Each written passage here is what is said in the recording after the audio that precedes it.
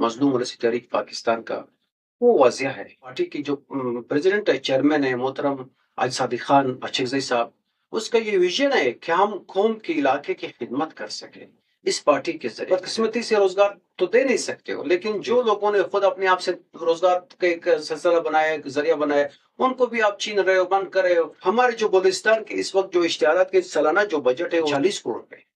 40 کروڑ روپے میں سب کو پتہ ہے ہمارے 25 27 30 کروڑ روپے تک بڑے جو اخبارات، یہ لوگ کہتے ہیں بڑے تو کوئی بھی نہیں ہے، سب برابر ہے. Government of Pakistan information department کی جو پالیسی اور لا ہے ان کے تحت وہ سب ایک ہے. باقی 10 کروڑ روپے بچ رہے ہیں. 10 کروڑ روپے میں بھی کچھ نہ کچھ پانی میں جا رہے ہیں. جو عام الفاظ 5 کروڑ روپے پر بھی ان کی نظر لگی ہوئی ہے. اس وقت ملازمین جو ہے اخبار نیوزوں کے چینل کے، اس کو بلاتے ہیں، ان سے مشورہ لیتے ہیں. بھائی وہ کون ہوتے ہیں؟ جی اصل مین جو سٹریم ہے، مین جو سٹیک ہولڈر ہے وہ اخبار نویس ہے، مالک ہے، ان کو بلاؤ. بدارا اس طرح مت کرے کہ حالات مزید بگڑ جائے، حالات خراب ہو جائے.